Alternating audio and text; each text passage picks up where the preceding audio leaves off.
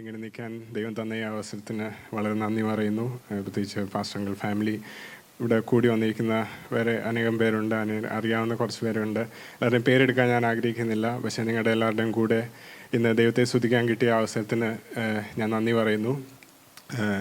ദൈവം ഞങ്ങളുടെ ജീവിതത്തിൽ പേഴ്സണലായിട്ടും ദൈവം പഠിപ്പിച്ചുകൊണ്ടിരിക്കുന്ന ചില കാര്യങ്ങളെക്കുറിച്ച് ഞാൻ ഷെയർ ചെയ്യാൻ ആഗ്രഹിക്കുന്നു. ഇത് എൻ്റെ ജീവിതത്തിൽ ഇത് പൂർത്തീകരിച്ചിട്ടില്ല, ഇപ്പോഴും വർക്ക് ഇൻ പ്രോഗ്രസ് ആണ്. അത് ഞാൻ നിങ്ങളുമായിട്ട് ഷെയർ ചെയ്യാൻ ആഗ്രഹിക്കുന്നു. അത് ഷെയർ ചെയ്യുമ്പം ഇത് നിങ്ങളുടെ ജീവിതത്തിൽ ഇതെങ്ങനെ പ്രാവർത്തികമാക്കാം, നിങ്ങളുടെ ജീവിതത്തിൽ ഇത് എങ്ങനെ ഇത് ഇംപ്ലിമെൻ്റ് ചെയ്യാം എന്ന് നിങ്ങൾ ചിന്തിച്ചാൽ അത് നമ്മൾ ദൈവത്തിന് മഹത്വപ്പെടുത്താൻ കഴിയും. അങ്ങനെ ചെയ്യുവാണെങ്കിൽ നമ്മൾ എല്ലാവരും ദൈവത്തിൻ്റെ മക്കളാണ്. ദൈവത്തിൻ്റെ മക്കളെല്ലാം ഒന്ന് ഹല്ലേലൂയ പറഞ്ഞേ. നമ്മളെല്ലാം ദൈവത്തിൻ്റെ മക്കളാണ്. അപ്പോൾ ദൈവത്തിൻ്റെ മക്കളാവുന്ന നമ്മുടെ ഒരു ആഗ്രഹമുണ്ട്.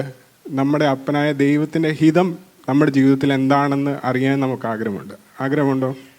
പലപ്പോഴും നമ്മൾ ഇമ്പോർട്ടൻറ്റ് ഡിസിഷൻസ് എടുക്കുമ്പോഴും അടുത്ത സ്റ്റെപ്പ് എടുക്കുന്നത് എന്താണെന്ന് അറിയാൻ വേണ്ടി നമ്മൾ ചിലപ്പം ദൈവത്തിൻ്റെ ഹിതം അറിയാൻ ആഗ്രഹിക്കുന്നവരാണ്. ഇപ്പം ഞാൻ നോക്കും, എൻ്റെ ജീവിതത്തിൽ തിരിഞ്ഞു നോക്കുകയാണെങ്കിൽ ചെറുപ്പം മുതലേ ഞാൻ സ്കൂളിലായിരുന്നപ്പോൾ ഞാൻ ഏത് ഹൈസ്കൂളിലാകുമ്പോൾ ഏത് സ്ട്രീം എടുക്കണം, പിന്നെ യൂണിവേഴ്സിറ്റി ആകുമ്പോൾ ഏത് യൂണിവേഴ്സിറ്റി കയറണം, പിന്നെ ജോലി ആകുമ്പോൾ എങ്ങോട്ട് പോകണം, പിന്നെ മാരേജ് ആകുമ്പോൾ എങ്ങനെ മാരേജ് ചെയ്യണം, ആരെ മാരേജ് ചെയ്യണം, ഇങ്ങനെ പല പല കാര്യങ്ങളിലും നമുക്ക് ദൈവഹിതം അറിയാൻ ആഗ്രഹമുണ്ട്. എൻ്റെ ജീവിതത്തിൽ ദൈവം ആഗ്രഹിക്കുന്നതല്ലായിരിക്കും നിങ്ങളുടെ ജീവിതത്തിൽ. ഓരോരുത്തരുടെയും ജീവിതത്തിൽ ദൈവത്തിന് വ്യത്യസ്തമായ പദ്ധതികളും പ്ലാനുകളും ഉണ്ട്. എന്നാൽ ദൈവത്തിൻ്റെ മക്കളാവുന്ന നമ്മൾക്ക് എല്ലാവർക്കും ഒരേപോലെ ദൈവം ആഗ്രഹിക്കുന്ന ദൈവത്തിൻ്റെ ഒരു ഹിതമുണ്ട്. അതെന്താണ്? യേശുക്രിസ്തുവിന് അനുരൂപമായി തീരാൻ, to be transformed into the image of Christ. ഇപ്പോൾ ഇതിനെക്കുറിച്ച് ഞാൻ ചെറുപ്പം മുതലേ പലപ്പോഴും കേൾക്കുകയും ഈ വാക്യങ്ങൾ വായിക്കുകയും എല്ലാം ചെയ്യുമായിരുന്നു. പക്ഷേ അത് ശരിക്കും എന്താണ് അതിൻ്റെ അർത്ഥം എന്ന് ഞാൻ മനസ്സിലാക്കാൻ കുറച്ച് സമയങ്ങളെടുത്തു. എന്താണ്, what does it mean to be transformed into the image of Christ? ദൈവത്തിൻ്റെ നമ്മളെക്കുറിച്ച് എല്ലാവരുടെ ഉള്ള ഒരു ദൈവത്തിൻ്റെ ഹിതമാണ് to be transformed into the image of Christ on earth and to partake with God in eternity. അങ്ങനെയാണെങ്കിൽ what does that really mean? എന്താണ്? ഇപ്പം ഞാൻ എന്നോട് തന്നെ ദൈവാത്മാവ് ചോദിച്ച 3 ചോദ്യങ്ങൾ ഞാൻ നിങ്ങളടുത്ത് അത് ഷെയർ ചെയ്യാൻ ആഗ്രഹിക്കുന്നു. അപ്പോൾ ആ ചോദ്യങ്ങൾ ചോദിക്കാൻ ഉള്ള പല കാരണങ്ങളുണ്ടായിരുന്നു. ഒന്ന്, ഞാൻ വർക്ക് ചെയ്തുകൊണ്ടിരുന്ന സ്ഥലത്ത്, ഞാനിവിടെ UK വരുന്നതിന് മുമ്പ് നേരത്തെ വർക്ക് ചെയ്തുകൊണ്ടിരുന്ന സ്ഥലത്ത് അവിടെ എൻ്റെ ചുറ്റും കണ്ട പലരുടെയും ജീവിതം, പിന്നെ എനിക്ക് ചുറ്റും കണ്ട വേറെ ദൈവത്തെ സേവിക്കുന്ന അനേകരുടെ ജീവിതം കണ്ടിട്ട് എന്നോട് തന്നെ ചോദിക്കാൻ ഇടയായ ചില ചോദ്യങ്ങളാണ്. അതിൽ ആദ്യത്തെ ചോദ്യം എന്താണ്? What does it mean to be transformed into the image of Christ? What does it mean to be a child of God? അതിൻ്റെ അർത്ഥം നമ്മൾ ശരിക്കും മനസ്സിലാക്കാൻ പറ്റുന്നുണ്ടോ? നമ്മളെല്ലാം ദൈവത്തിൻ്റെ മക്കളാണെങ്കിൽ ദൈവത്തിൻ്റെ മക്കളായ നമ്മളും ദൈവത്തിൻ്റെ മക്കളല്ലാത്തവരും തമ്മിൽ എന്തെങ്കിലും വ്യത്യാസങ്ങളുണ്ടോ? ഉണ്ടല്ലേ? ഉണ്ടാവണം. എന്താണ് ആ വ്യത്യാസം? എന്താണ് ദൈവം നമ്മളെ വിളിച്ചേക്കുന്നത്? ഒരു എക്സാമ്പിൾ ഫോളോ ചെയ്യാൻ, ലൈക്ക് അവർ father, we should be following the example set by അവർ ഫാദർ ഇൻ ഹെവൻ. എന്താണ് ദാറ്റ് എക്സാമ്പിൾ? അതാണ് ഞാൻ അതിനെക്കുറിച്ച് കൂടുതൽ സംസാരിക്കാൻ ആഗ്രഹിക്കുന്നു. നമ്മളൊക്കെ ദൈവമക്കളാകുമ്പോൾ നമ്മൾ മറ്റുള്ളവരെ സ്നേഹിക്കുന്ന ആൾക്കാരാണ്, അല്ലേ? നമ്മൾ മറ്റുള്ളവർക്ക് വേണ്ടി നന്മ ചെയ്യുന്ന ആൾക്കാരാണ്. നമ്മൾ മറ്റുള്ളവരെ അനുഗ്രഹിക്കുന്ന ആൾക്കാരാണ്. നമ്മൾ മറ്റുള്ളവർക്ക് വേണ്ടി പ്രാർത്ഥിക്കുന്ന ആൾക്കാരാണ്. നമ്മൾ മറ്റുള്ളവർക്ക് വേണ്ടി കൊടുക്കുന്ന ആൾക്കാരാണ്. പക്ഷേ നമ്മൾ നോക്കുവാണെങ്കിൽ, ഈ ലോകത്തിലോട്ട് നോക്കുവാണെങ്കിൽ, ദൈവമക്കളല്ലാത്ത പലരും ഇത് ചെയ്യുന്നവരുണ്ട്. നമ്മൾ ചെയ്യുന്നതിൻ്റെ കൂട്ട് തന്നെ ചെയ്യുന്ന ദൈവമക്കളല്ലാത്തവരുമുണ്ട്. അങ്ങനെ നോക്കുമ്പോൾ എന്താണ് നമ്മളും ബാക്കിയുള്ളവരും തമ്മിലുള്ള വ്യത്യാസം? എന്താണ് വരേണ്ടത്? യേശു പറയുന്ന ഒരു പാസേജിനെ ഞാൻ അതിനെക്കുറിച്ച് ചിന്തിക്കാൻ ആഗ്രഹിക്കുന്നു. ലൂക്കോസിൻ്റെ സുവിശേഷം 6-ാം അധ്യായത്തിൻ്റെ 27 മുതൽ 34 വരെ വായിക്കാം.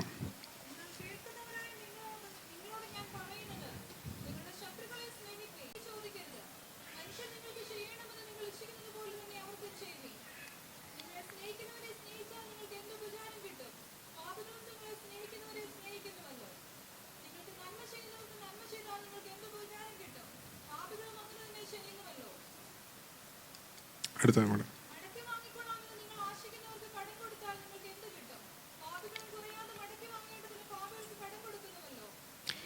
Thank you. ഇവിടെ ദൈവം പറയുന്ന പല കാര്യങ്ങളുണ്ട്. To love, to do good, to bless, to pray, to give. നമ്മളെല്ലാവരും ഇത് പല പല രീതികളിൽ പല പല ലെവലുകളിൽ നമ്മൾ ചെയ്യുന്ന ആൾക്കാരാണ്. ഈ ഒരു പാസേജ് ഞാൻ ചെറുപ്പം മുതൽ വായിക്കുമ്പോൾ ഞാൻ എപ്പോഴും വായിച്ചങ്ങ് വിടുമായിരുന്നു. കാരണം ഇത് ശരിക്കും നമ്മൾ ചിന്തിക്കുകയാണെങ്കിൽ ഇത് ഭയങ്കര ഡിഫിക്കൽട്ടായിട്ടുള്ളൊരു കാര്യമാണ്. ഇത് യേശു ഇവിടെ ആഗ്രഹിക്കുന്നത്. നമ്മളെല്ലാവരും നമ്മളെ സ്നേഹിക്കുന്നവരെ സ്നേഹിക്കാൻ വളരെ എളുപ്പമാണ്. പക്ഷേ ഇവിടെ എന്തോ പറഞ്ഞേക്കുന്നത്, നിങ്ങളുടെ ശത്രുക്കളെ സ്നേഹിപ്പിൻ. നമ്മളെ ഇഷ്ടപ്പെടുന്നവർ, നമ്മളോട് നന്മ ചെയ്യുന്നവർക്ക് നമ്മൾ തിരിച്ച് നന്മ ചെയ്യാൻ വളരെ എളുപ്പമാണ്. പക്ഷേ ഇവിടെ എന്തോ പറയുന്നത്, നിങ്ങളെ പകയ്ക്കുന്നവരെ ഗുണം ചെയ്യുവിൻ. ഓക്കെ, നമ്മളെ സ്നേഹിച്ചില്ലെങ്കിലും നമ്മുടെ അടുത്ത് ന്യൂട്രലായിട്ട് നിൽക്കുന്നവർക്കെങ്കിലും നമുക്ക് നന്മ ചെയ്യാൻ വലിയ കുഴപ്പം കാണത്തില്ല. പക്ഷെ നമ്മൾ ഇങ്ങോട്ട് ഹെയ്റ്റ് ചെയ്യുന്നവരെ നമ്മൾ എങ്ങനെ അവരോട് നന്മ ചെയ്യാൻ പറ്റും? Bless those who curse you. നമ്മളെ ശപിക്കുന്നവരെ നമ്മൾ എങ്ങനെ അനുഗ്രഹിക്കാൻ പറ്റും? And pray for those who mistreat you. നമ്മൾ എന്തുവാ അവർക്ക് വേണ്ടിയാണോ പ്രാർത്ഥിക്കുന്നത്, അവർക്കെതിരെയാണോ സാറിന് പ്രാർത്ഥിക്കുന്നത്? ഞാൻ എൻ്റെ ജീവിതത്തിൽ, ഞാനിത് നിങ്ങളെ ആരെയും ഉദ്ദേശിച്ചല്ല പറയുന്നത്, ഞാൻ എൻ്റെ ജീവിതത്തിൽ ദൈവം എന്നോട് സംസാരിച്ച കാര്യങ്ങളാണ് ഞാൻ പറയുന്നത്. ഇവിടെ എന്താണ് യേശു ആഗ്രഹിക്കുന്നത്? ദൈവത്തിൻ്റെ മക്കളായ നമ്മൾ എങ്ങനെ ആയിത്തീരണമെന്നാണ് ആഗ്രഹിക്കുന്നത്? ദൈവമക്കളാവുമ്പോൾ നമ്മളുടെ ഓരോ ഇടപാടുകളും നമ്മുടെ ഓരോ ജീവിതത്തിലും ദൈവം ആഗ്രഹിക്കുന്ന ഒരു സ്റ്റാൻഡേർഡുണ്ട്.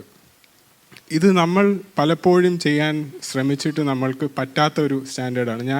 ഈ പാസേജ് വളരെ നാളുകൾ ഞാൻ അതുപോലെ ഇഗ്നോർ ചെയ്ത് വിട്ടൊരു പാസേജായിരുന്നു. അപ്പോൾ ഇതുപോലെ ദൈവം വേറെ പല കാര്യങ്ങൾ, ക്ഷമിക്കുന്ന കാര്യത്തിലാണേലും പല കാര്യത്തിലാണേലും ലോകത്തിനൊരു സ്റ്റാൻഡേർഡുണ്ട്. ഓ ഇത്രയും ചെയ്യുന്നു, ഓ നല്ല കാര്യം, ഇത്ര വലിയ നല്ല ആൾ. പക്ഷേ നമ്മൾ പലപ്പോഴും ആ ലോകത്തിൻ്റെ സ്റ്റാൻഡേർഡ് വെച്ച് നമ്മളെ കമ്പയർ ചെയ്തിട്ട് we are happy with that, we are satisfied with that. പക്ഷേ എന്താണ് ദൈവത്തിൻ്റെ സ്റ്റാൻഡേർഡ്? ദൈവത്തിൻ്റെ നിലപാട് എന്താണ് അതിനകത്ത്? അപ്പോൾ ഇതുപോലെ പല കാര്യങ്ങൾ നമ്മൾ ബൈബിൾ വായിക്കുമ്പോൾ കാണാൻ പറ്റും. എങ്ങനെ പ്രാർത്ഥിക്കണം, എങ്ങനെ സ്നേഹിക്കണം, എങ്ങനെ ക്ഷമിക്കണം, എല്ലാം നിങ്ങൾക്ക് അറിയാവുന്നതായതുകൊണ്ട് ഞാൻ അതിൽ ഒത്തിരി പോകുന്നില്ല. എന്നാൽ ഒരു കാര്യം ഞാൻ അതിനകത്ത് വായിക്കാൻ ആഗ്രഹിക്കുന്നു. Philippines chapter 2 verse 5-8. ഫിലിപ്പിയർ 2:5 മുതൽ 8 വരെ.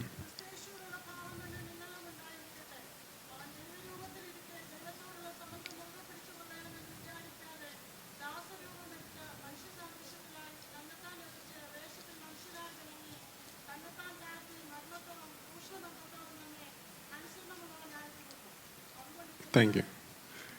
ഇവിടെ ദൈവം പറഞ്ഞേക്കുന്ന ഒരു കാര്യമുണ്ട്, നമ്മൾ താഴ്മയുള്ളവരായിത്തിരിക്കണം. സോ ഇംഗ്ലീഷിൽ പറയുന്നത്, in your relationships with each other have the same mindset as Jesus Christ. ഇപ്പം നമ്മളൊക്കെ നമ്മൾ ചിന്തിക്കുകയാണെങ്കിൽ നമ്മൾ വളരെ താഴ്ന്നു കൊടുത്തിട്ടുള്ള പല അവസരങ്ങളും കാണും നമ്മുടെ ജീവിതത്തിൽ. നിങ്ങളുടെ ജീവിതത്തിൽ ഞാൻ ചിന്തിച്ചു എന്തായിരിക്കും നമ്മൾ വളരെ താഴ്ന്നു കൊടുത്തെന്നുള്ള ഒരു അവസ്ഥ വന്നെന്നുള്ളത് നമുക്ക് ചിന്തിച്ച ഒരു അവസരം എന്തായിരിക്കും? പക്ഷേ ഇവിടെ യേശു പറയുന്നു, have the same mindset as Jesus Christ. യേശു എന്തുമാത്രമാണ് താഴ്ന്നത്?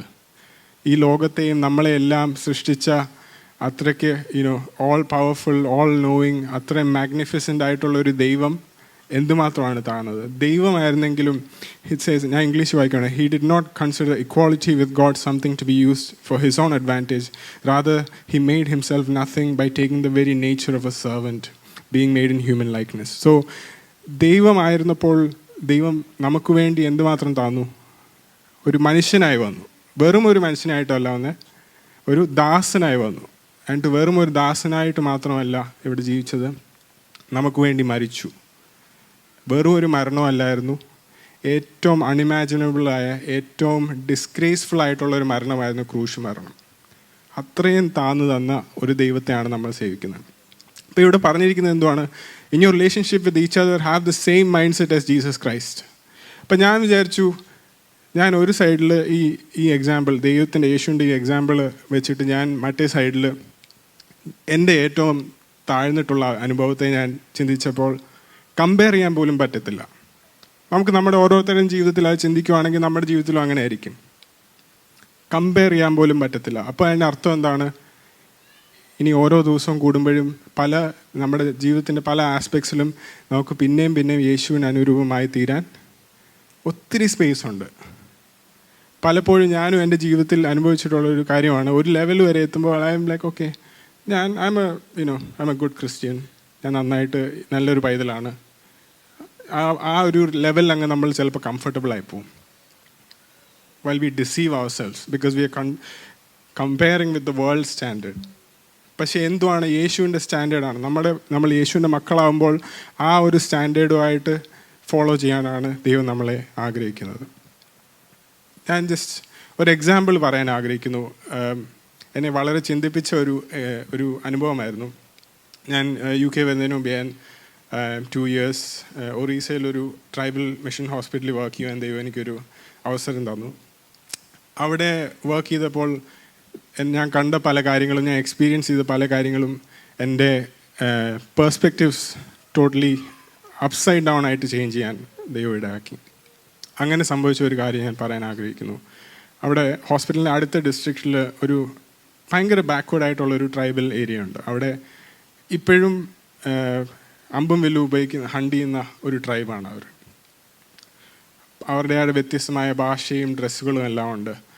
പല ഹിൽസിന്, ഒത്തിരി കുന്നുകളുടെയും വാലീസിൻ്റെ ഇടയ്ക്കാണ് ഇവരുടെ വില്ലേജസിൽ. പല വില്ലേജസിൽ പ്രോപ്പർ റോഡ് ഇൻഫ്രാസ്ട്രക്ചർ ഇല്ല, നടന്ന് കയറി പോകണം, കറണ്ടില്ല, റണ്ണിങ് വാട്ടർ ഇല്ല, ഒരു മൊബൈൽ സിഗ്നൽ വേണമെങ്കിൽ മലേൻ്റെ മേളിൽ കയറണം. അങ്ങനെയുള്ള വില്ലേജസ് ആയിരുന്നു.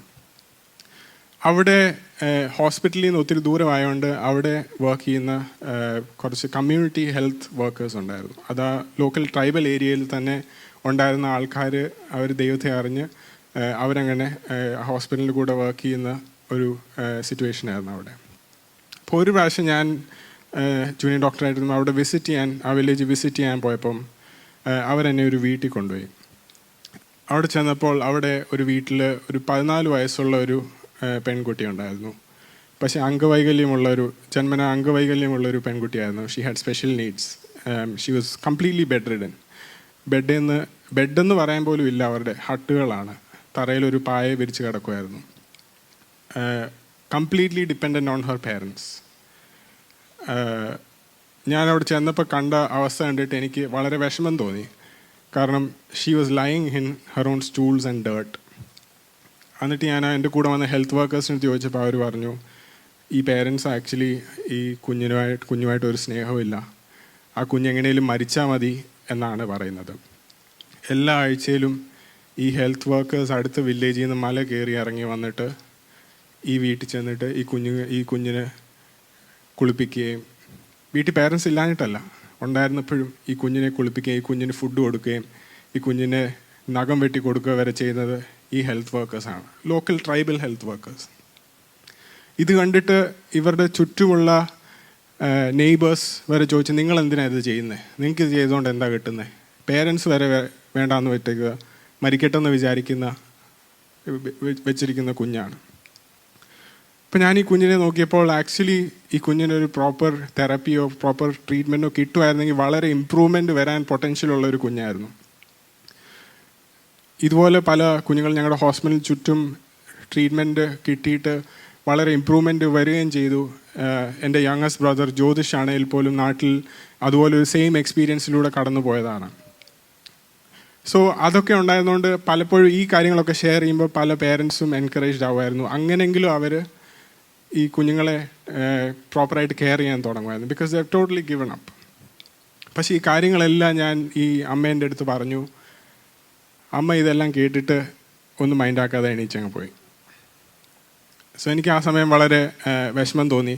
കാരണം നമ്മൾ പലപ്പോഴും റിപ്പീറ്റഡായിട്ട് സംസാരിച്ചാലേ ഇവർക്ക് അതിനെക്കുറിച്ചുള്ള ഒരു കാര്യങ്ങൾ മനസ്സിലാവത്തുള്ളൂ. പക്ഷേ ഈ ഒരു അവസ്ഥ കണ്ടിട്ട് എനിക്ക് വളരെ വിഷമം തോന്നി. അപ്പം പിന്നെ ഞാൻ തിരിച്ച് ഹോസ്പിറ്റലിൽ പോയത്. ഞാൻ അവിടെ ആ വില്ലേജ് വിസിറ്റ് ചെയ്യാൻ വേണ്ടി പോയായിരുന്നു 1 day. പിന്നെ ഹോസ്പിറ്റലിൽ തിരിച്ച് പോയി. ഒരു 3-4 മാസം കഴിഞ്ഞിട്ട് ഞാൻ അവിടെ ചെന്നപ്പോൾ പിന്നെയും ആ സമയത്ത് എൻ്റെ കൂടെ കുറച്ച് മെഡിക്കൽ സ്റ്റുഡൻസ് ഉണ്ടായിരുന്നു. സോ ഞങ്ങൾ ഈ സ്ഥലം വിസിറ്റ് ചെയ്യാൻ പോയി. പിന്നെ ആ സ്ഥലം വിസിറ്റ് ചെയ്യാൻ പോയി. സോ ആ വീട് അടുത്തപ്പോഴത്തേക്ക് എൻ്റെ മനസ്സിൽ പിന്നെയും വന്നത് കഴിഞ്ഞ പ്രാവശ്യത്തെ ആ എക്സ്പീരിയൻസ് ആയിരുന്നു. ഞാൻ വിചാരിച്ചു, ഈ പ്രാവശ്യം അതുപോലെ തന്നെ ആയിരിക്കും, ആ കുഞ്ഞിൻ്റെ അവസ്ഥ അതുപോലെ തന്നെ ആയിരിക്കും. ഞാൻ എൻ്റെ കൂടെ വന്ന ആൾക്കാരുടെ അടുത്തും പറഞ്ഞു, ഇത് അത്ര നല്ല ഒരു സ്ഥലത്തേക്കല്ല നമ്മൾ പോകുന്നത്, ഈ കുഞ്ഞിൻ്റെ സ്റ്റോറി ഇച്ചിരി സാഡാണ്. പക്ഷേ വീടിനോട് അടുത്തപ്പോൾ ഞാൻ കണ്ടതെന്ന് പറഞ്ഞാൽ ഈ അമ്മ ഈ കുഞ്ഞിനെ സപ്പോർട്ട് ചെയ്തുകൊണ്ട്, ഈ കുഞ്ഞ് കഴിഞ്ഞ പ്രാവശ്യം കംപ്ലീറ്റ്ലി ബെഡ്റിഡനായിരുന്നു. ഈ പ്രാവശ്യം നോക്കിയപ്പോൾ ഈ കുഞ്ഞിനെ സപ്പോർട്ട് ചെയ്തുകൊണ്ട് നിർത്തുവാണ് ഈ അമ്മ എന്നിട്ട് ചിരിച്ചുകൊണ്ട് പുറത്തോട്ട് ഇറങ്ങി വന്നു. ഞാൻ പെട്ടെന്ന് എൻ്റെ ചുറ്റുമുള്ള എൻ്റെ കൂടെ ഉണ്ടായിരുന്ന ഹെൽത്ത് വർക്കേഴ്സ് എടുത്ത് ചോദിച്ചു, ഇതെപ്പം പോലെ ഇങ്ങനെ ചെയ്യാൻ തുടങ്ങിയേ? ഈ അമ്മ നേരത്തെ ഇങ്ങനെ അല്ലായിരുന്നല്ലോ. അപ്പോൾ ആ ഹെൽത്ത് വർക്കർ എന്നോട് ചിരിച്ചുകൊണ്ട് പറഞ്ഞു, കഴിഞ്ഞ 8 മാസമായിട്ട് ഇവരായിരുന്നു, ഈ ഹെൽത്ത് വർക്കേഴ്സായിരുന്നു എല്ലാ ആഴ്ചയിലും വന്നിട്ട് ഈ മലയും കയറി ഈ കുഞ്ഞിന് കെയർ ചെയ്തുകൊണ്ടിരുന്നു. അവർക്കെന്തോ വലിയ പൈസ കിട്ടിയിട്ടോ അവർക്ക് വേറെന്തോ വലിയ പ്രതിഫലം കിട്ടിയിട്ടോ ഒന്നുമല്ല അവർ ചെയ്തത്. ദൈവസ്നേഹം അവർ അനുഭവിച്ചുകൊണ്ട് അവർ ചെയ്തു. ഈ 8 മാസമായിട്ട് ഈ അപ്പനും അമ്മയും പറഞ്ഞുകൊണ്ടിരുന്നത് ഈ കുഞ്ഞ് മരിച്ചാൽ മതി എന്നായിരുന്നു. പക്ഷേ കഴിഞ്ഞ ഒരാഴ്ചയായിട്ട് എന്ത് പറ്റിയെന്ന് അറിയത്തില്ല, ഈ പേരൻസ് ഈ കുഞ്ഞിനെ കെയർ ചെയ്യാൻ തുടങ്ങി. അതിൻ്റെ വ്യത്യാസം ആ പേരൻസിൻ്റെ മുഖത്ത് കാണാനുണ്ടായിരുന്നു, ആ കുഞ്ഞിൻ്റെ മുഖത്ത് കാണാനുണ്ടായിരുന്നു. ഞാൻ പറഞ്ഞതെന്ന് പറഞ്ഞാൽ, ഞാൻ വിചാരിച്ചു ഞാനായിരുന്നെങ്കിൽ ഞാൻ 8 മാസം അങ്ങനെ പോകുമായിരുന്നു. എന്താണ് എനിക്ക് കിട്ടുന്നത് അങ്ങനെ ചെയ്യുമായിരുന്നെങ്കിൽ? പക്ഷെ അവിടെ ദൈവസ്നേഹം അവരനുഭവിച്ചുകൊണ്ട് ആ ദൈവസ്നേഹം എന്തെങ്കിലും കിട്ടാൻ വേണ്ടിയല്ല, പക്ഷേ ദൈവസ്നേഹത്തിൻ്റെ ആ വലിയ ശക്തി അവർ അനുഭവിച്ചുകൊണ്ട് അവരത് മറ്റുള്ളവർക്ക് കൊടുത്തുകൊണ്ടിരുന്നു.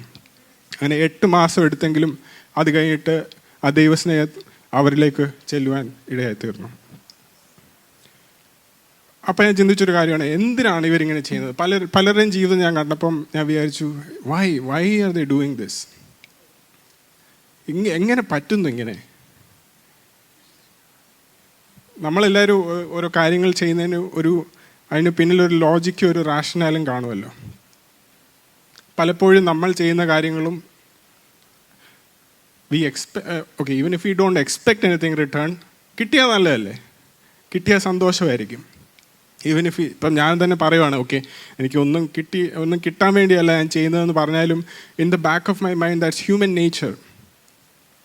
അപ്പം ഞാൻ ചോദിച്ച രണ്ടാമത്തെ ചോദ്യമാണ്, ഈ ദൈവം യേശു നമ്മുടെ അടുത്ത് ഇങ്ങനെ പല കാര്യങ്ങൾ ചെയ്യാൻ പറഞ്ഞിട്ടുണ്ട്, ഇത്രയും വലിയൊരു സ്റ്റാൻഡേർഡ് ചെയ്യാൻ പറഞ്ഞിട്ടുണ്ട്, എന്തിനാണ് ചെയ്യുന്നത്?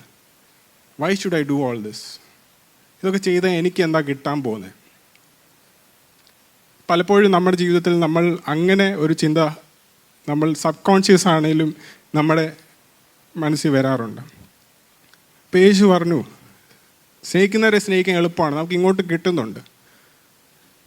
പക്ഷേ യേശു പറഞ്ഞ എന്താണ്, നമുക്കൊന്നും കിട്ടിയില്ലെങ്കിലും നമ്മൾ അങ്ങോട്ട് ചെയ്യണം, even if you are losing. അപ്പം നമ്മൾ ചിന്തിക്കുമ്പോൾ നമ്മൾ ഇതെല്ലാം ചെയ്യുമ്പോൾ നമ്മൾ കിട്ടുന്നതിനേക്കാളും കൂടുതൽ നമ്മൾ കൊടുത്തുകൊണ്ടിരിക്കും. എത്രമാത്രം നമ്മളിങ്ങനെ കൊടുത്തുകൊണ്ടിരിക്കും കിട്ടുന്നില്ലെങ്കിൽ? പക്ഷെ അപ്പോഴാണ് ദൈവാത്മാവ് എൻ്റെ അടുത്ത് ചോദിച്ചത്, നിനക്ക് കിട്ടിയത് നീ ഓർക്കുന്നില്ലയോ? എല്ലാ ദിവസവും നിനക്ക് കിട്ടുന്നത് നീ ഓർക്കുന്നില്ലയോ? തിരിച്ച് ആ പാസേജിലോട്ട് പോവുകയാണെങ്കിൽ, ലവ് യുവർ എനിമീസ്. നമ്മൾക്ക് വേണ്ടി നമ്മുടെ പിതാവായ ദൈവം എന്താണ് ചെയ്തത്? Even when we were enemies of the cross, God loved us. Even when we hated God, He did good to us. Even when we didn't bless God, even when we cursed God, He blessed us. And He laid His life, He gave His life down for us. നമ്മൾ പലപ്പോഴും മനസ്സിലാക്കുന്നില്ല ദൈവം നമുക്ക് already എന്തുമാത്രം തന്നെന്ന്. അത് ശരിക്കും മനസ്സിലാക്കുകയാണെങ്കിൽ ഈ ലോകത്തിൽ വേറെ ഇനിയും കിട്ടാൻ പോകുന്ന വെച്ച് കമ്പയർ ചെയ്യാൻ ഒട്ടും പറ്റത്തില്ല. അതിൽ കൂടുതലെല്ലാം ദൈവത്തിൻ്റെ കയ്യിൽ നിന്ന് നമ്മൾ ഓരോ ദിവസവും പ്രാപിച്ചുകൊണ്ടിരിക്കുകയാണ്. Do we realize the salvation that we have received from God is more precious than any earthly blessings and rewards? അപ്പോൾ എന്തുകൊണ്ടാണ് നമ്മൾ ഇതൊക്കെ ചെയ്യേണ്ടത്? വേറെന്തെങ്കിലും ഇനിയും കിട്ടാൻ വേണ്ടിയല്ല. ഓൾറെഡി ദൈവം, even when V didn't deserve it, ദൈവം ഓൾറെഡി ഈ കാര്യങ്ങൾ നമ്മളോട് തന്നിട്ടുണ്ട്. ഇതൊക്കെ ചെയ്യുന്നതുകൊണ്ടല്ല ദൈവം നമ്മളെ ദൈവത്തിൻ്റെ മക്കളാക്കിയത്. പക്ഷേ അത് even when V didn't deserve it, God gave all these things to us. അതുകൊണ്ട് നമ്മൾ ദൈവത്തിൻ്റെ മക്കളാക്കിയതുകൊണ്ട് ദൈവം ആഗ്രഹിക്കുന്നത് നമ്മൾ ദൈവത്തിൻ്റെ അനുരൂപരമായി തീരണം. അതുപോലെ ദൈവത്തിൻ്റെ സ്വഭാവം നമ്മളിൽ ഉണ്ടായിരിക്കണം. അപ്പോൾ എന്താണ്, what is a reward? Luke chapter 6 verse 35 and 36 അവിടെ പറയുന്നുണ്ട്, but love your enemies, do good to them, lend to them without expecting to get anything back, then your reward will be great and you will be children of the Most High, because He is kind to the ungrateful and wicked. Be merciful just as your Father is merciful. മലയാളത്തിൽ പറയുന്നു, മലയാളത്തിൽ ഒന്ന് വായിക്കാമോ ഇവിടെ?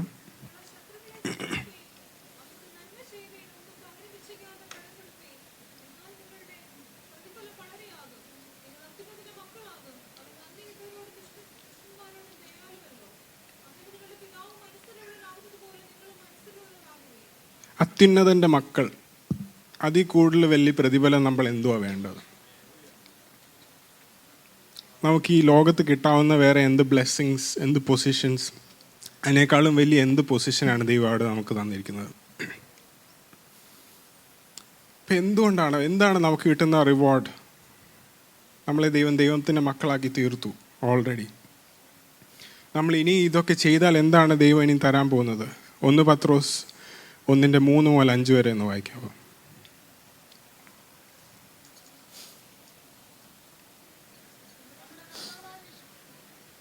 പത്രോസ് 1:3 മുതൽ 5 വരെ.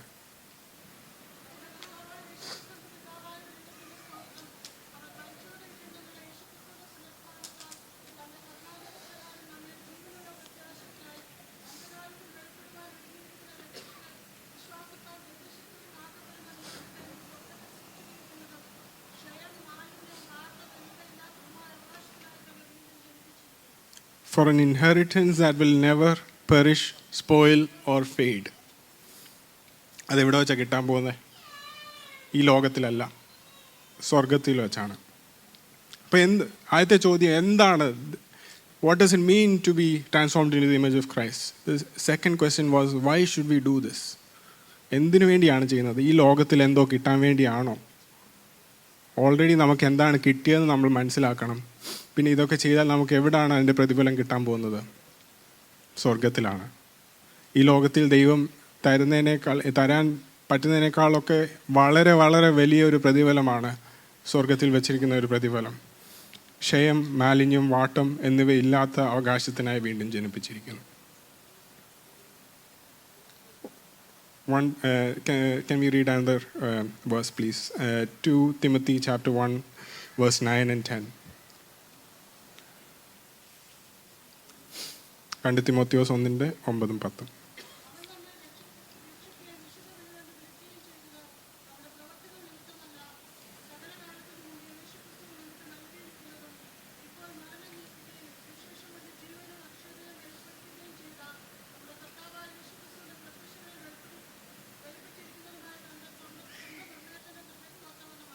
ഇപ്പം നമ്മുടെ കഴിവ് കൊണ്ടോ നമ്മുടെ പ്രവർത്തികൾ കൊണ്ടോ അല്ല നമ്മൾ ഇവിടെ ആയിരിക്കുന്നത്. ദൈവം നമ്മളെ ഇത്രയും ആക്കിയിരിക്കുന്നത് നമ്മളെന്തോ വലിയ ആളായിട്ടോ അല്ല, നമുക്കെന്തോ പാരമ്പര്യം ഉണ്ടായിട്ടോ, നമുക്കെന്തോ എത്രയോ വർഷങ്ങളായിട്ട് നമ്മൾ ദൈവത്തിൻ്റെ മക്കളായതുകൊണ്ട്, നമ്മൾ പെന്തക്കോസ്റ്റ് ഫാമിലി ജനിച്ചുകൊണ്ട് അതൊന്നും അല്ല. ദൈവത്തിൻ്റെ കൃപ കൊണ്ട് മാത്രമാണ്, നമ്മുടെ പ്രവർത്തികൾ നിമിത്തമല്ല. പക്ഷേ ഇങ്ങനെ ദൈവമക്കളായിത്തീരുമ്പോൾ ദൈവം ആഗ്രഹിക്കുന്ന ഒരു കാര്യമുണ്ട്, to be transformed into the image of Christ. 2 Peter chapter 1 verse 5-11 അതും കൂടെ ഒന്ന് വായിക്കാം. 2 പത്രോസ് 1:5 മുതൽ 11 വരെ.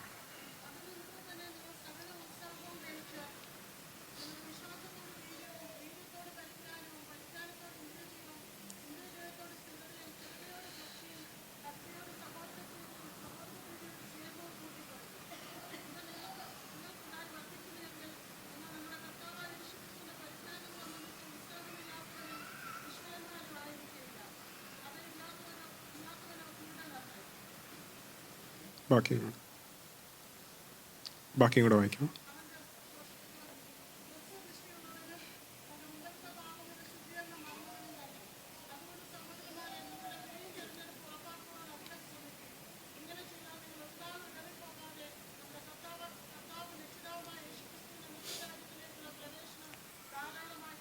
Thank you.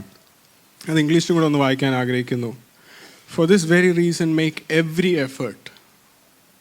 നമ്മളൊക്കെ പലപ്പോഴും നമ്മൾ ശ്രമിക്കുന്നവരാണ് ദൈവത്തിൻ്റെ ഹിതം അറിയാനും ദൈവത്തിൻ്റെ ഹിതം ചെയ്യാനും. പക്ഷേ ഇവിടെ പറഞ്ഞിരിക്കുന്നത് make every effort, not just some effort, make every effort to add to your faith. നമുക്കിതൊക്കെ ഉള്ളതാണ്. Add to your faith goodness, to goodness knowledge, and to knowledge self-control, and to self-control perseverance, and to perseverance godliness, and to godliness mutual affection, and to mutual affection love. So ഈ qualities, ഈ പറഞ്ഞ ക്വാളിറ്റീസൊക്കെ നമുക്ക് പല പല ലെവലുകളിൽ ഉണ്ടായിരിക്കുന്നതാണ്. നമ്മളെ തന്നെ നോക്കുക. നമ്മൾ വേറെ ആരുടെയും കാര്യം നോക്കണ്ട. നമ്മളെ തന്നെ നമ്മൾ നോക്കുക. Do we make every effort to add these things to അവർ ലൈഫ്? ഞാൻ പറയാം, ഞാൻ അങ്ങനെ എവറി എഫേർട്ട് എടുക്കാറില്ല. ഞാൻ സം എഫേർട്ട്, ഓക്കെ, ഇടയ്ക്കിടയ്ക്ക് ഒന്ന് ട്രൈ ചെയ്യും. ബട്ട് ഇവിടെ എന്താ പറഞ്ഞേക്കുന്നത്? Make every effort to add all these qualities. For if you possess these qualities in increasing measure, not in some measure, not in the same measure, but increasing measure, they will keep you from being ineffective and unproductive in your knowledge of our Lord Jesus Christ. നമ്മൾ ഒത്തിരി വർഷം ചർച്ചിൽ ഉണ്ടായിരിക്കാം, ഒത്തിരി വർഷം ഇവിടെ ജനിച്ചവരായിരിക്കാം, ദൈവത്തിൻ്റെ വചനം ഒത്തിരി കേട്ടവരായിരിക്കാം. We can have all the knowledge about Christ, but we can still be unproductive in that if we are not putting it into action. If we are not making this effort to add these qualities into our life.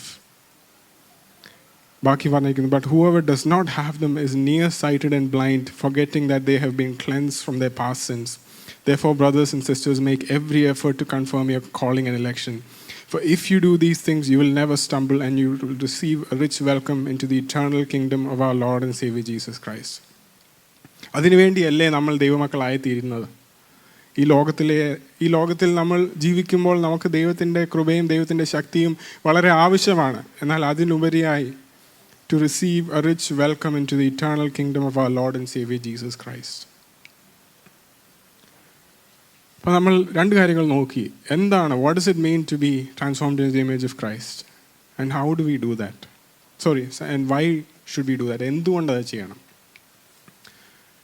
ഇത് രണ്ട് ഞാൻ ചിന്തിച്ച് കഴിഞ്ഞപ്പോൾ I felt very very helpless. എങ്ങനെ ഇത് ചെയ്യാൻ പറ്റും? That's the third question. We looked at what does it mean, we looked at why we should do it. The third question was how can I do all these things Lord? Because I have tried. ഞാൻ ഇതെല്ലാം ശ്രമിച്ചിട്ടുണ്ട്.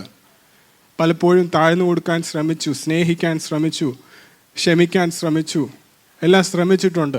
പക്ഷേ ഇതിൻ്റെ 7 അയലത്ത് പോലും എനിക്ക് വരാൻ പറ്റിയിട്ടില്ല. How do we do that? പലപ്പോഴും അപ്പോഴാണ് ദൈവാത്മാവ് എൻ്റെ അടുത്ത് സംസാരിച്ചത്, we try to do all these things by അവർ ഓൺ സ്ട്രെങ്ത്. നമ്മൾ നമ്മുടെ കഴിവും നമ്മുടെ ശക്തിയും ഉപയോഗിച്ച് നമ്മൾ ചെയ്യാൻ നോക്കും. പക്ഷെ നമ്മൾ ഓർക്കേണ്ട ഒരു കാര്യമുണ്ട്, നമ്മുടെ കഴിവോ നമ്മുടെ ശക്തിയോ കൊണ്ടല്ല ദൈവം നമ്മളെ ദൈവത്തിൻ്റെ മക്കളാക്കിയത്. അങ്ങനെയാണെങ്കിൽ ഇതൊക്കെ ചെയ്യാൻ നമുക്ക് ഒരു കാര്യം ആവശ്യമുണ്ട്, ദൈവാത്മാവിൻ്റെ ശക്തി, പരിശുദ്ധാത്മാവിൻ്റെ ശക്തി. It is absolutely humanly impossible to carry out all these things by ourselves. നമ്മൾ തന്നെ ചെയ്യാൻ നോക്കിയാൽ ഒരിക്കലും ഇത് ചെയ്യാൻ പറ്റത്തില്ല. പക്ഷേ അപ്പോഴാണ് നമ്മൾ മനസ്സിലാക്കേണ്ടത്, ദൈവത്തിൻ്റെ ശക്തി, പരിശുദ്ധാത്മാവിൻ്റെ ശക്തി ദൈവം നമുക്ക് തന്നിട്ടുണ്ട്. എത്ര പ്രാവശ്യം നമ്മൾ ഈ കാര്യങ്ങൾ ചെയ്യാൻ നോക്കും, സ്നേഹിക്കാൻ ശ്രമിക്കുമ്പോഴും, ക്ഷമിക്കാൻ ശ്രമിക്കുമ്പോഴും, പ്രാർത്ഥിക്കാൻ ശ്രമിക്കുമ്പോഴും, താഴ്ന്നു കൊടുക്കാൻ ശ്രമിക്കുമ്പോൾ നമ്മൾ ശരിക്കും പരിശുദ്ധാത്മാവിൻ്റെ ശക്തിക്ക് വേണ്ടി അപ്പോൾ പ്രാർത്ഥിക്കാറുണ്ട്. ഞാൻ അങ്ങനെ അധികം ചെയ്യാറില്ലായിരുന്നു സത്യം പറഞ്ഞാൽ. യോഹന്നാൻ്റെ സുവിശേഷത്തിൽ 14:26 പറഞ്ഞേക്കുന്നു, അതൊന്ന് വായിക്കാമോ? John 14:26.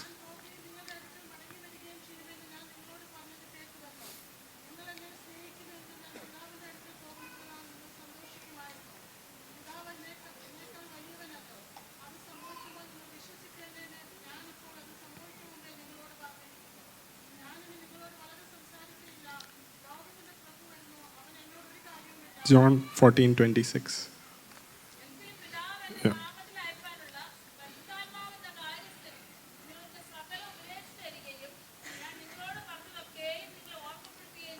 Thank you. The Advocate, the Holy Spirit, whom the Father will send in my name, will teach you all these things and remind you of everything that I have said to you.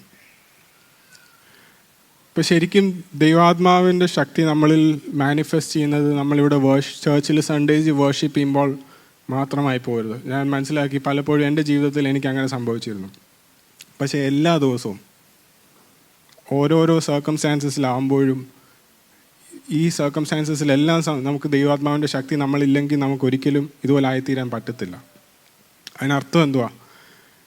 ഒരിക്കലും നമ്മൾ എത്ര വലിയ വിശ്വാസിയാണെന്ന് പറഞ്ഞാലും, എത്ര ദൈവത്തിൻ്റെ അടുത്ത് നിൽക്കുന്ന ആൾ പറഞ്ഞാലും, ഒരിക്കലും നമുക്ക് പറയാൻ പറ്റുമോ ഓക്കെ ഞാൻ ആ പീക്ക് വരെ എത്തി, ശരിക്കും ഞാൻ അങ്ങേ അറ്റം വരെ എത്തി, ഇനി എനിക്ക് അങ്ങോട്ട് വളരാനില്ല എന്ന് ആർക്കെങ്കിലും പറയാൻ പറ്റുമോ?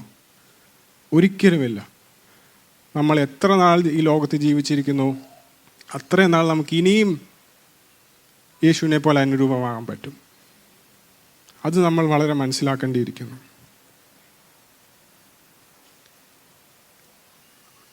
എനിക്ക് മനസ്സിലാക്കിയ ഒരു കാര്യം, ദൈവം എന്നെ പഠിപ്പിച്ച ഒരു കാര്യമാണ്, that I was focused only on the things of this world. It's very important. ഇപ്പോൾ അടുത്ത് എന്ത് സ്റ്റെപ്പ് എടുക്കണം, എന്ത് ചെയ്യണം, എന്താണ് അതിൻ്റെ ദൈവഹിതം എന്താ, അതെല്ലാം നമ്മൾ ദൈവത്തിൻ്റെ അടുത്ത് ചോദിക്കേണ്ട വളരെ ഇമ്പോർട്ടൻ്റ് ആയിട്ടുള്ളൊരു കാര്യമാണ്. പക്ഷേ എൻ്റെ ഫോക്കസ് അത് മാത്രമേ ഉള്ളായിരുന്നു. നിത്യതയെക്കുറിച്ചും സ്വർഗത്തിനെക്കുറിച്ചും ഒക്കെ കേൾക്കുമായിരുന്നു.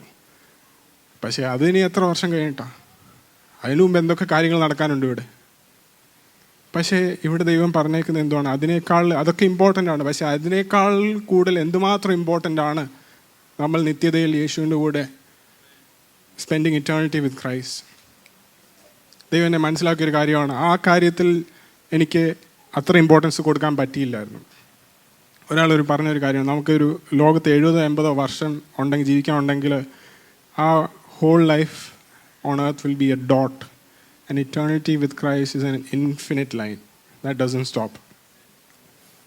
നമ്മുടെ ഈ ലോകത്തിലെ ജീവിതം ഒരു കുത്താണെങ്കിൽ ഒരിക്കലും അവസാനിക്കാത്ത ഒരു വലിയ ലൈൻ പോലാണ് സ്വർഗത്തിലുള്ള ദൈവത്തിൻ്റെ കൂടെയുള്ള നമ്മുടെ വാഴ്ച. നമ്മുടെ ഫോക്കസും നമ്മൾ കഷ്ടപ്പെടുന്നതും പലപ്പോഴും ഈ ഒരു ഡോട്ടിന് വേണ്ടിയായി പോവാണ്. ഇറ്റ്സ് ഇമ്പോർട്ടൻറ്റ്, അത് ഇമ്പോർട്ടൻ്റ് ആണ്. പക്ഷേ അതിനെക്കാട്ടിലും എന്തുമാത്രം നമ്മൾ ഫോക്കസ്, എന്തുമാത്രം നമ്മൾ പ്രാർത്ഥിക്കേണ്ടത്, എന്തുമാത്രം നമ്മൾ ഒരുങ്ങേണ്ടിയിരിക്കുന്നു ഈ ഇൻഫിനിറ്റ് ലൈനിന് വേണ്ടി.